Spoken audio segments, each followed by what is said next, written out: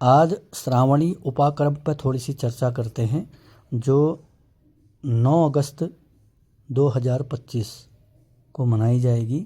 उपाकर्म का अर्थ ही प्रारंभ करना होता है और उपाकरण का अर्थ आरंभ करने के लिए निमंत्रण या निकट लाना। यह वेदों के अध्ययन के लिए विद्यार्थियों का गुरु के पास एकत्रित होने का काल माना जाता था।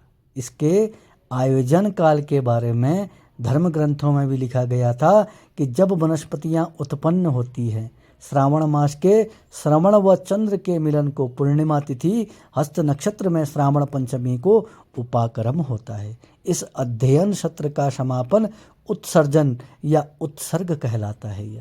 यह सत्र माघ शुक्ल प्रतिपदा या पौष पूर्णिमा तक चलता है।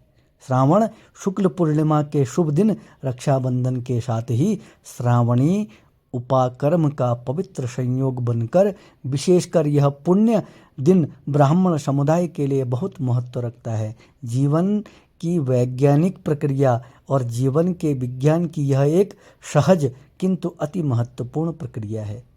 देखो, जन्मदात्री माँ चाहती है कि हर अंडा विकसित हो और इसके लिए वह उसे अपने उदर की ऊर्जा से ऊर्जित करती है, अंडे को सेकती है। माँ की छाती की गर्मी पाकर उस संकीर्ण खोल में बंद जीव पुष्ट होने लगता है और उसके अंदर उस संकीर्णता को तोड़कर विराट प्रकृति, विराट विश्व के साक्षात्कार का संकल्प उभरता है।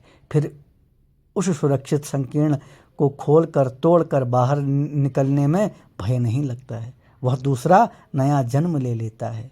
इसीलिए जो हम उपाकर्म, देखो, श्रावणी पर्व वैसे द्विजत्व की साधना को जीवंत प्रखर बनाने का पर्व है। जो इस पर्व के प्राण प्रवाह के साथ जुड़ते हैं, उनका द्विजत्व ब्राह्मणत्व जागृत होता जाता है तथा वे आदिशक्ति गुरु सत्ता के विशिष्ट अनुदानों के प्रामाणिक पात्र बन जाते हैं। द्विजत्व की साधना को इस पर्व के साथ विशेष कारण से जोड़ा जाता है। युग ऋषि ने श्रावणी पर्व के संबंध में लिखा कि यह वह पर्व है जब ब्रह्म का एकोहम बहुश्यामी का संकल्प फलित हुआ। पौराणिक उपाख्यान सबको पता है कि भगवान की नाभि से कमल नाल निकली और उसमें से कमल पुष्प विकसित हुआ और उस पर सृष्टि ब्रह्मा प्रकट हुए, जिन्होंने सृष्टि की रचना की।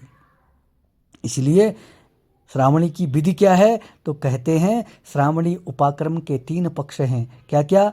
प्रायश्चित्त, संकल्प, संस्कार और स्वाध्याय।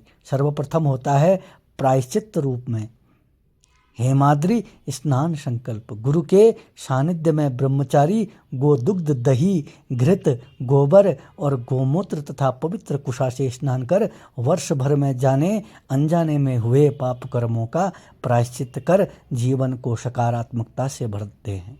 और स्नान के बाद ऋषि पूजन, संध्योपस्थान, यज्ञोपवीत पूजन तथा नवीन यज्ञोपवीत धारण करते हैं।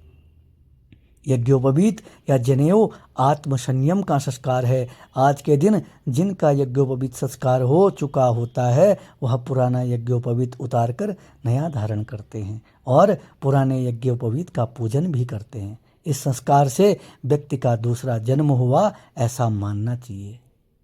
जो व्यक्ति आत्म संयमी है, वह संस्कार से दूसरा जन्म पाता है और द्विज कहलाता है। और उपाकर्म का तीसरा पक्ष स्वाध्याय।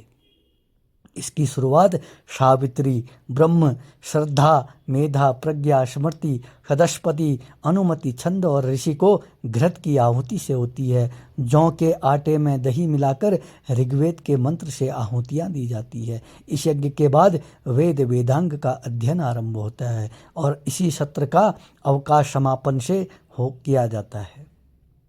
इस प्रकार वैदिक परंपरा में वैदिक शिक्षा 5.5 से 6.5 मास तक चलती थी। वर्तमान में श्रावणी पूर्णिमा के दिन ही उपाकर्म और उत्सर्ग दोनों विधान कर दिए जाते हैं।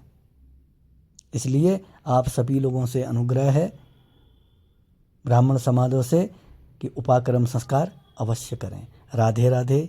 जय श्री महाकाल।